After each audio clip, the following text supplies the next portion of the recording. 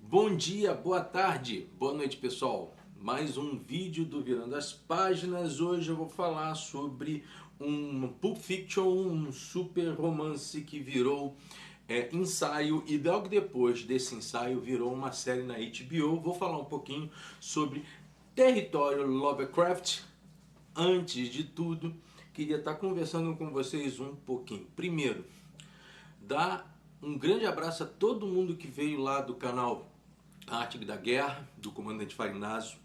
Agradecer muito pelo que ele falou ao canal e dizer o seguinte: existem dois canais, gente, que eu sigo de olhos fechados. Quando eu não consigo ver ao vivo as lives, eu corro para no outro dia ou mais tarde estar ouvindo e participando diretamente e aprendendo com esses dois canais.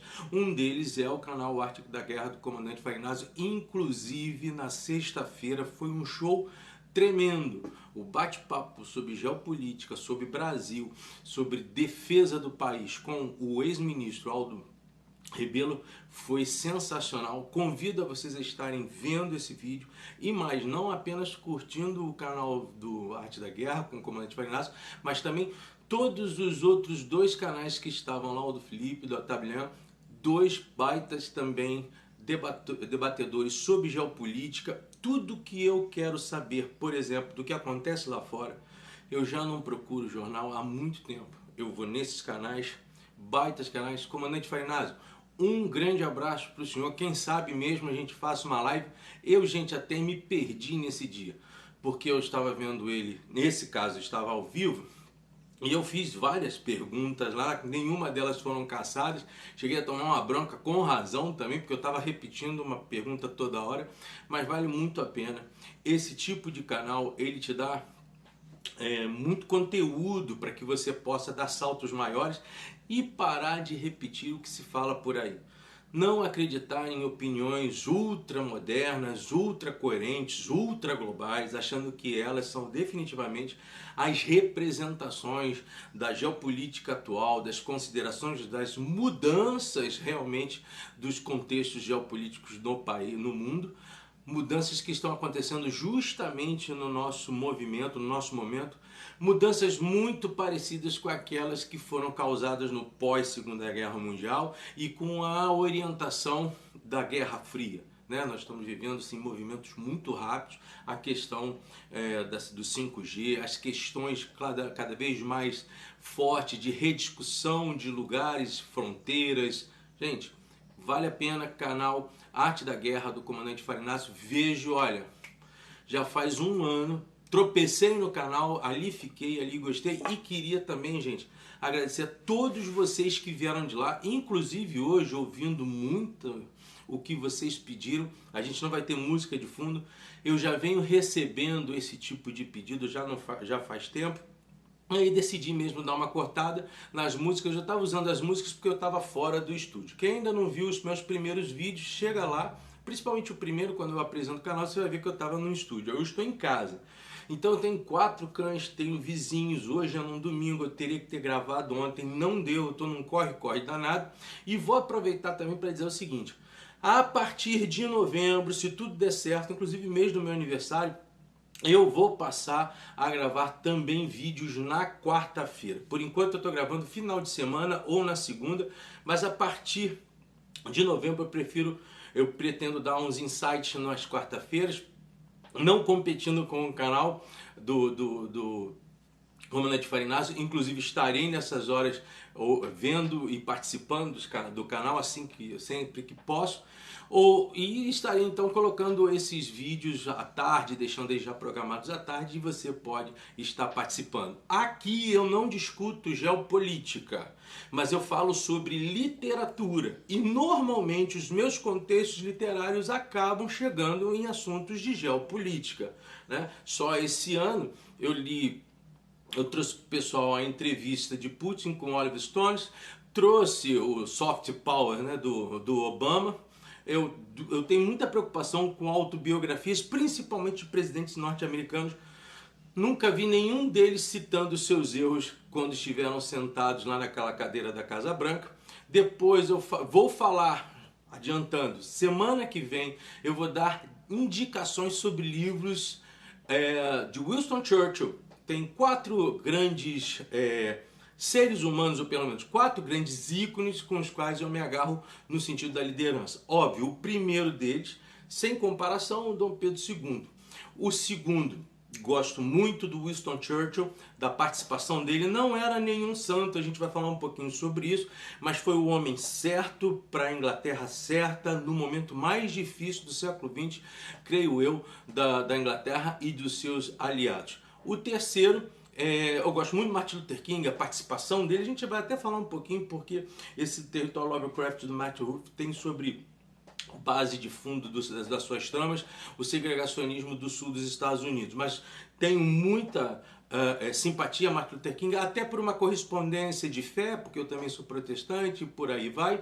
E por fim, você pode discordar, eu entendo porque você discorda, mas eu vejo em Putin a mesma importância para a Rússia do final do século XX para com o Churchill na primeira metade do século XX, antes da Segunda Guerra Mundial, perdão. Então eu vejo que esses dois caras salvaram os seus países a partir das suas administrações e das suas mãos fortes. Você pode e deve ter questões quanto a Churchill e quanto a Putin. Não acho que isso seja errado, acho que inclusive isso mais fideliza e mais qualifica a visão que você tiver de uma liderança ou outra, que você tenha uma visão realmente ampla, em 180 graus, que você possa perceber erros e acertos desses caras, mas ao mesmo tempo, penso eu, é importante a gente compreender como alguns presidentes ou alguns líderes nas suas nações foram preponderantemente fortes e importantes para que elas continuassem sendo o que elas são até hoje.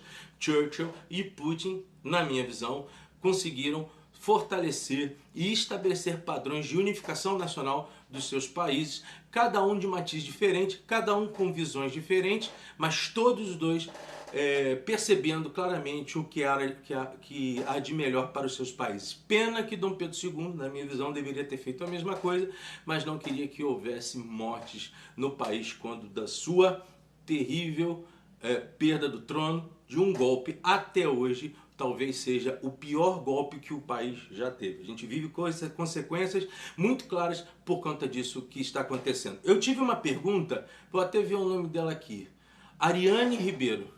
Minha irmã Ariane, minha prima não, né? A Ariane pergunta o seguinte: vale a pena ler romance de ficção? Vamos lá.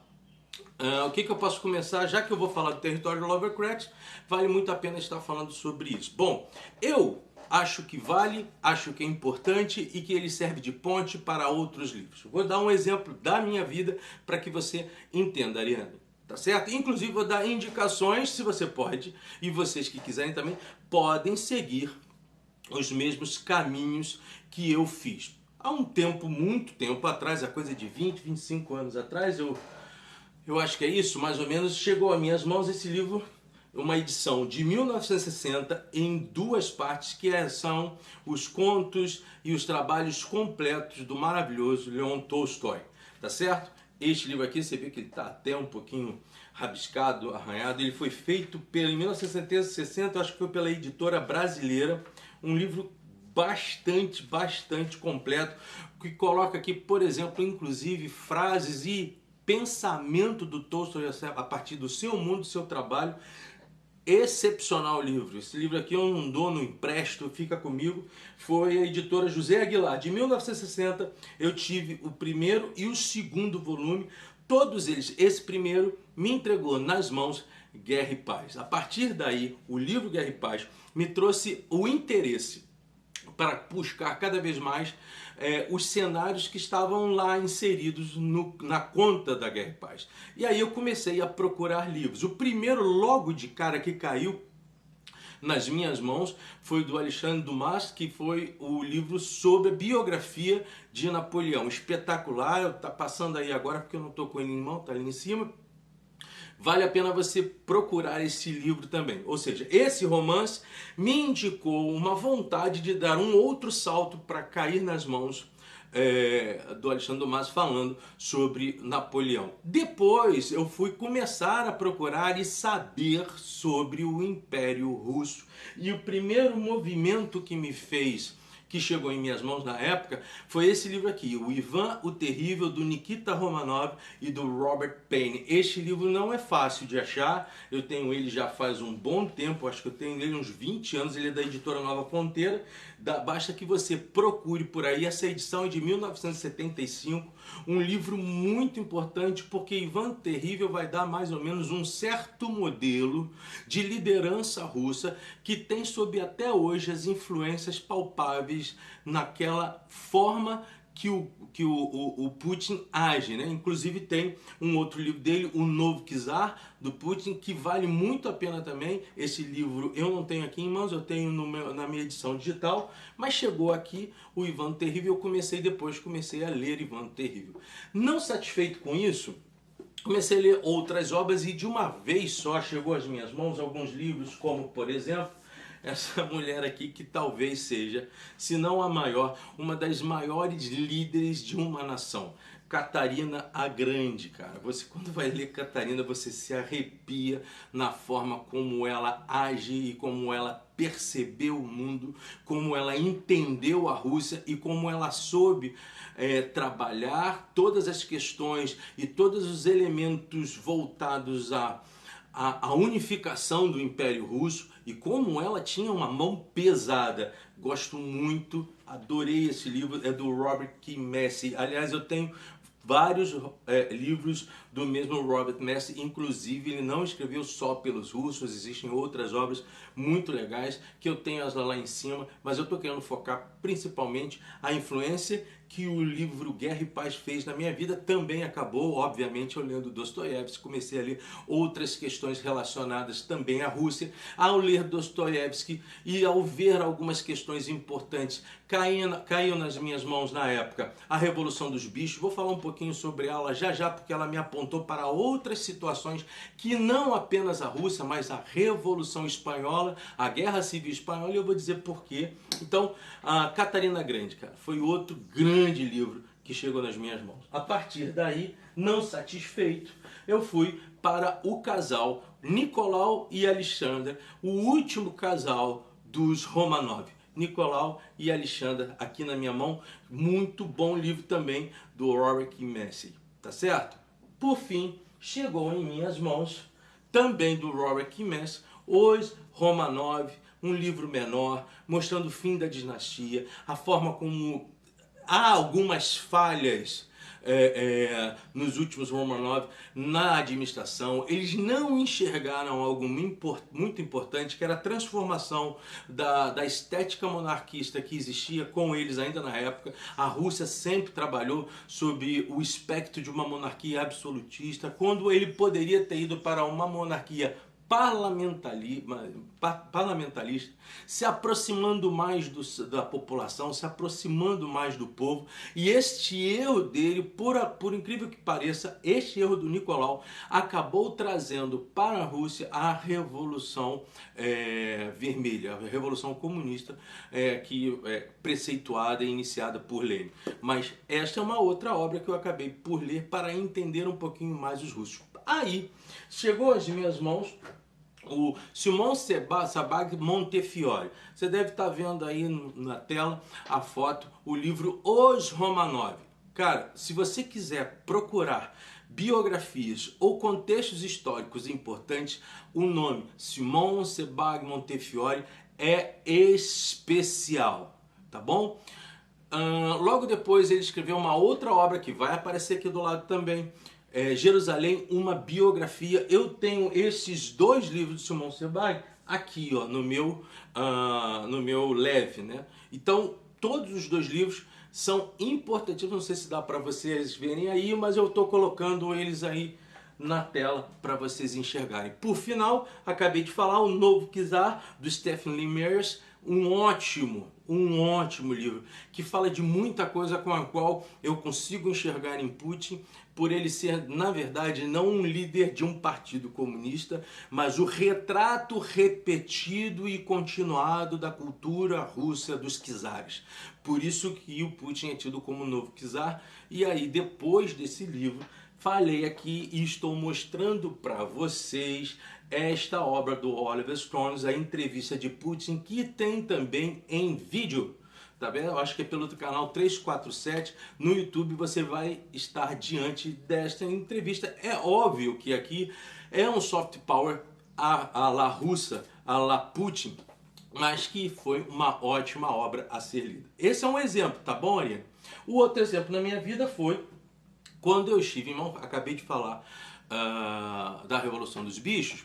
Há pouco tempo atrás, ano passado, por exemplo, eu li toda a quadrilogia dos Cemitérios dos Livros Esquecidos e principalmente esta obra aqui do Carlos Ruiz Zafón, que é o Labirinto dos Espíritos, fala sobre os bombardeios à Espanha,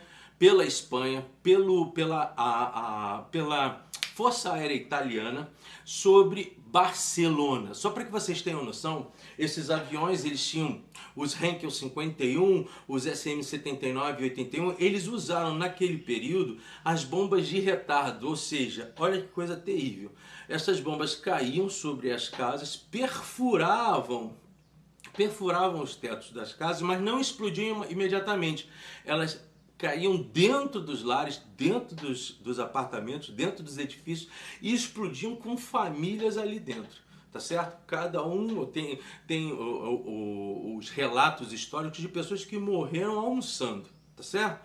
E essa situação toda, o Carlos Ruiz Zafón trouxe com tanta força para mim que eu acabei buscando agora, tenho feito busca sobre as biografias do General Franco, entendendo um pouco que o General Franco foi, presta atenção no que eu estou dizendo, eu não estou dizendo que o General Franco foi santo, eu estou dizendo como ele tratou, primeiro, a aproximação com a Alemanha e com Mussolini, como as armas que foram usadas na Segunda Guerra Mundial tiveram seu teste nos territórios da Espanha a partir da Revolução Espanhola, e como depois o Franco soube não participar da Segunda Guerra Mundial e no final dela poder inclusive já negociar com os aliados a ponto de que a Alemanha que iniciou, aliada a Espanha que iniciou com Franco, aliada à Alemanha e a Itália, no final do ciclo da Segunda Guerra Mundial já estava se aproximando com os aliados e por fim fez parte da OTAN. Aí você tem que ver o jogo do Franco dentro dessa situação toda. Então eu tenho estudado sobre o Franco e vou chegar a ler uma biografia dele. Mas é importantíssimo quando você tem um romance, para te responder finalmente, é importantíssimo quando você tem um romance achá-lo como ponte. Romances podem ser pontes para leituras posteriores. Se bem que, quando eu tenho em mãos Guerra e Paz dos Tolstói, eu tenho um documento que também me serve como uma verdadeira biografia do seu tempo.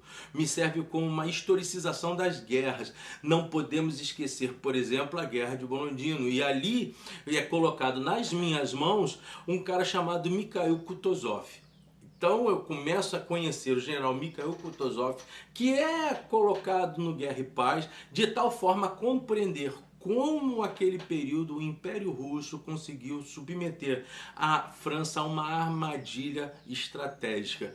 Para quem não sabe, o próprio Napoleão disse para muitos que foi enganado por dois imperadores, o russo e um português. Quem seria esse português? É ele mesmo, Dom João VI, que veio para o Brasil naquele período, pai de Dom Pedro I, avô de Dom Pedro II. Tá ok? Espero ter respondido a você, pessoal. Normalmente demora, às vezes demora um pouquinho mesmo, porque eu começo a conversar sobre literatura sobre um campo muito mais amplo. Tá certo? Então agora nós vamos falar sobre o território Lovecraft. Lembrando também uma outra coisa, Ariane, antes de seguir adiante. Por exemplo, você tem dois grandes autores, C.S. Lewis e Tolkien, só para que você tenha a noção. O livro Nárnia de C.S. Lewis, a saga de Nárnia de C.S. Lewis, tem outras obras muito mais adultas, inclusive obras com uma discussão literária mais aprofundada, né? E aí eu já aproveito para indicar um segundo canal. Eu tinha falado do primeiro, que é do Comandante Robson. O segundo canal é do professor Rodrigo Gurgel, que ele vai dar uma profundidade maior de debate sobre campo literário, destrinchar autores, destrinchar tempos literários. Eu acho que vale a pena você que quer ter um salto maior do conhecimento literário, procure esse canal. Você não precisa ser nenhum gênio, basta que você tenha, como eu também não sou nenhum gênio, basta que você tenha um baita interesse em seguir e um baita interesse em procurar saber um pouquinho sobre literatura. Então, o C.S. Lewis e o Tolkien, voltando aqui, todos dois fizeram sagas que têm muita influência. No caso do C.S. Lewis e no caso do Tolkien também, da fé do C.S. Lewis, uma fé cristã anglicana, em Tolkien uma fé cristã católica. Você consegue enxergar, e eu não vou perder tempo falando sobre as sagas, tanto do Senhor dos Anéis como de Nárnia, para poder explicar o Perelandra, ou, por exemplo, a trilogia cósmica de C.S. Lewis, para tentar explicar isso. Tem inclusive isso falado em canais, nesse canal, sobre vídeos, tanto de um autor quanto de outro, tá ok? Então vamos parar por aqui. Mas o que eu queria dizer sobre C.S. Lewis e Tolkien é que todos os dois, gente, lutaram assim Primeira Guerra Mundial, e todos os dois tiveram a doença da trincheira, que atacou a muitos soldados numa guerra. A Primeira Guerra Mundial é pouco falado, mas foi uma guerra também sangrenta, carnicenta, com armas químicas das mais diversas sendo utilizadas no fronte, no tabuleiro de guerra de época, tá certo? Então o C.S. Lewis e o Tolkien vão ter essa influência das guerras para escrever os seus livros, isso fica muito claro, principalmente no Senhor dos Anéis, lembrando que por conta da guerra, o C.S. Lewis, por uma promessa que fez a um amigo dele, teve que ajudar e manter toda a família deste amigo, já que o mesmo morreu em guerra. Tá certo, gente? Então, romance não é algo que saiu das suas mãos do nada. Romance tem uma influência histórica, tem uma influência de vida, tem uma influência de entrega. Bom, o Território Lovecraft é um livro de 2018, e a história do Matt Ruff é interessante. Ele foi procurar primeiro a Fox para ver se este enredo se tornaria uma série. A Fox não aceitou, e aí ele acabou transformando este livro, que é uma espécie de Pulp Fiction. Eu vou explicar um pouquinho para vocês o que é uma Pulp Fiction. Ele acabou fazendo a obra primeiro e depois foi negociar com a HBO, e em 2020 o Território Lovecraft veio para os canais da HBO. A série é legal, mas como toda obra cinematográfica, toda obra que vai para o telão ou vai para os streams, né, eles normalmente não seguem para e passo o conteúdo do livro. O Território Lovecraft vai acabar. Então, primeiro logo falando sobre o Território Lovecraft. Lovecraft foi um dos grandes pensadores, inclusive um cara bastante racista, mas foi um dos grandes pensadores da ficção científica e também do horror. Então, Cthulhu está no meio das obras do Lovecraft, e vai se usar aqui nesta obra não só os textos do Lovecraft, como de outros monstros, como por exemplo Ray Bradbury, que quem gosta de Ray Bradbury vai trabalhar ele no campo da ciência, da ficção científica também, sobre, por exemplo, invasões marcianas e coisas que valham, e também, principalmente, Fahrenheit 457, e aí uma distopia forte, falando efetivamente sobre um estado totalitário que queima livros, e quem queima os seus livros são bombeiros. Vale a pena você também estar lendo Fahrenheit 457, até porque tem muita aderência para os dias de hoje, o tipo de totalitarismo que nós estamos vivendo. Você tem então essa elaboração toda que veio da HBO trazendo pra gente, acaba não tendo as mesmas noções e entregas que o Matt Ruff trouxe para o livro. O livro, como eu falei para vocês, é um Pulp Fiction. Eu quero dizer para vocês o que é o Pulp Fiction. Pulp Fiction eram pequenas revistas, ou se você já também viu uma outra série, o nome que era dado a Pulp Fiction no início do século XX, em 1900, este nome também era Pendragon. Inclusive existe uma baita de uma série que começou na Netflix e que agora está lá na Amazon, uma baita série cujo nome é Pendragon, que era normalmente tarjetas, historietas sobre terror, sobre ficção. Então você vai ter questões retornantes do próprio Drácula, questões de terror propriamente dito, lobisomem. Você vai ter esferas enigmáticas, suspense, mas que eram pequenos HQs que acabavam servindo para o populacho em geral.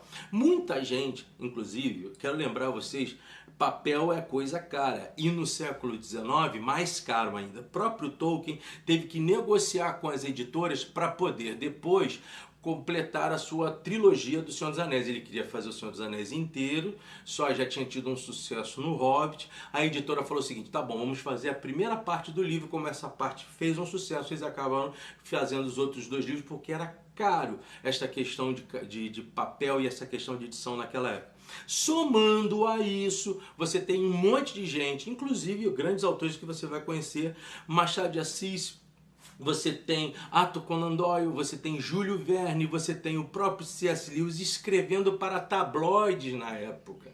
E muitas das obras que hoje você tem do Júlio Verne, Oscar Wilde, por exemplo, todos esses caras escreveram primeiramente para tabloides e para jornais, porque era a forma como se poderia alcançar o populacho, as pessoas, para que elas pudessem ler. Isso depois, ao seu tempo, se tornaram livros e estão nas suas mãos hoje como obras clássicas. Mas esse processo todo está ingresso no território Lovecraft. Por isso que ele trabalha sobre uma lógica muito legal, que é uma lógica justamente de séries, porque os Pulp Fictions nada mais eram que as séries, só que no papel.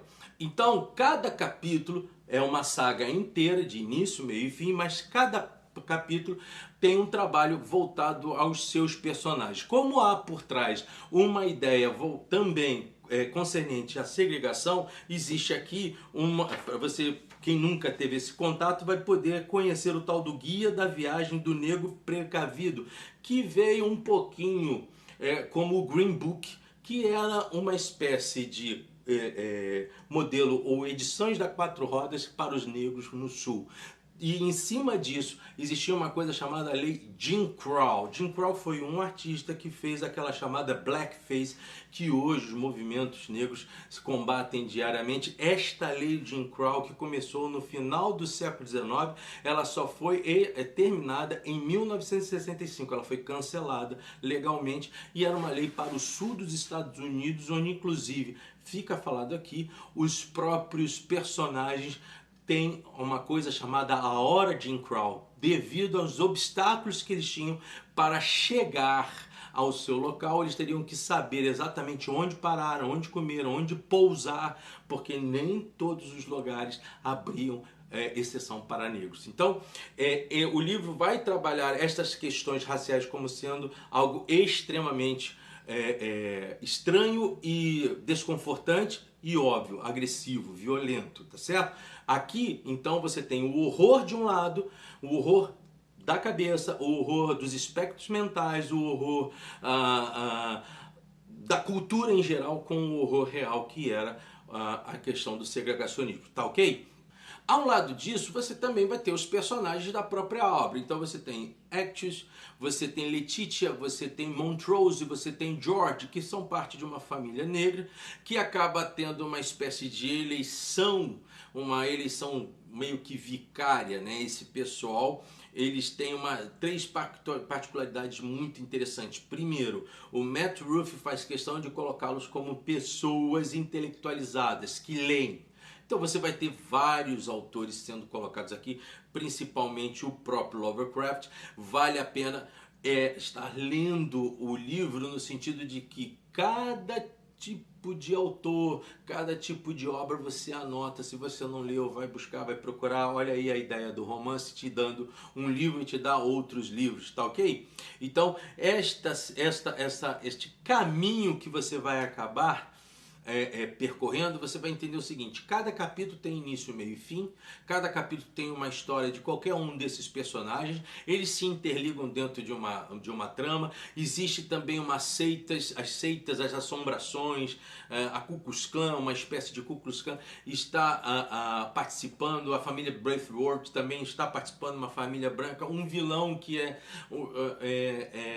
ele é um vilão, mas ao mesmo tempo ele é uma pessoa boa. É algo a ser discutido sobre a percepção desse caráter do vilão. Mas os livros, digamos assim, mitológicos, espirituais. E lá então você tem um livro chamado um livro do Adão, que é um livro voltado à vida. Só que ele é cheio de mistérios, cheio de indicações, e isso prende você. Eu não tenho nenhum problema de ler livros como este, tá? Eu acho que tem, assim, quando você faz leituras pesadas entre um e outro, é sempre bom você ter um romance desse, meio que para você não pensar nada. Semana que vem, eu vou indicar a vocês, por exemplo, livros do Churchill. Eu estou prestes a começar um livro que eu sei que é pesado, que é justamente esse de Jerusalém, do Simon Sabag.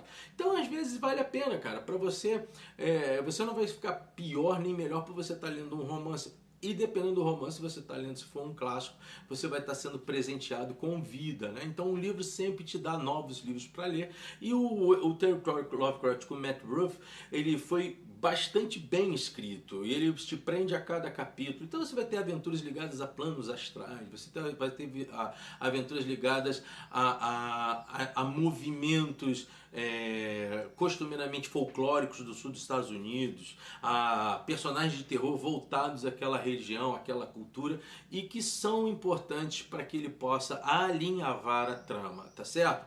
É uma pedida, uma dica que eu dou, uma boa pedida para você estar lendo, assim, feriado, você começa a dar uma lida, e normalmente se você for como eu, que lê 2, 3 livros ao mesmo tempo, isso é um facilitador, tá certo? Vale muito a pena. Eu acho que tanto que vale a pena que eu estou indicando a vocês, não é um livro qualquer, também não é um livro que vai fundamentar o antes e depois da literatura, é apenas um livro bastante interessante num campo de romance ficcional, um pulp fiction, que vai ser bem aproveitado. Se você gosta dessa área, talvez existam várias pessoas que gostem disso.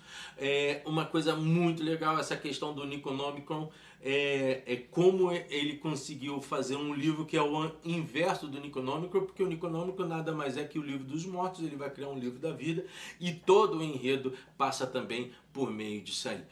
Bom livro, Matt Ruff mandou bem. Por trás de Matt Ruff tem um cara chamado JJ Abrams, o mesmo de Guerra nas Estrelas, que esteve tatuando na Guerra nas Estrelas, e o dono da Bad Robot. E também você tem o Jordan Peele. Jordan Peele é o cara que fez Nós, é o cara que fez Corra, que apareceu aí por algumas das séries nesses streams, seja Netflix ou na Amazon. E se você gostou desses dois filmes, talvez você vai gostar da condição que o Jordan Peele acabou por dar a esta obra. Um bom livro, a Intrínseca lançou isso no Clube Intrínseco. Se você faz parte do Clube Intrínseco, pede a eles, que eles têm toda a explicação da rota, como esse livro aconteceu e como ele chegou às suas mãos. Mas quem não tem, ele está sendo vendido em média por 50 a 55 reais. Chegou a ser vendido aqui no Rio de Janeiro, não sei se é por aí, em postos de gasolina. Tá bom, gente? Antes de tudo, queria mais uma vez agradecer o canal Arte da Guerra, mais uma vez agradecer o comandante Robson. Queria dizer a você que estivesse curtindo, participa, muito obrigado a todo mundo que veio de lá. Teve gente depois que veio também de um outro canal, estou muito feliz. É um cordão de análise, às vezes uma análise mais popular, outras mais densas, mas sempre trazendo dicas importantes para que você possa ler, e eu aceito também. Teve gente já me indicando livros. Prometo, já estou anotando, vou trazer esses livros para a gente debater. Nós temos agora outubro, novembro e dezembro. Este livro aqui foi o livro do mês de outubro, mas como vocês sabem, eu não fico só num livro. Semana que vem já vou trazer as indicações do Churchill, e depois, no final depois do Churchill, eu vou falar sobre um livro de batalhas aéreas na Segunda Guerra Mundial, que eu estou gostando bastante de ler. Tá certo? Curtam o canal, cheguem lá no Professor Rodrigo Rugel, cheguem lá na Arte da Guerra com o comandante Robson, participem com eles, vocês vão gostar, vocês vão aprender como eu busco sempre aprender. Eu não sou bom o bastante para achar que já aprendi tudo na vida, quero aprender mais, e mais do que isso, quero dividir com vocês. Como eu sempre digo, mais uma vez, curta o canal, participe, compartilhe, e o que mais vale, ler sempre é fundamental, tá certo? E aí sim, supere-se, aprenda mais, ler é bom, virando as páginas. Até domingo que vem, ou sábado, se tudo der certo. Novembro a gente fala todas as quartas-feiras. Lembre-se, Jerusalém, uma biografia, Simão Sebag, vou começar a ler, talvez eu fale dele no final do ano. Grande abraço, gente. Ufa, até logo, obrigado pessoal.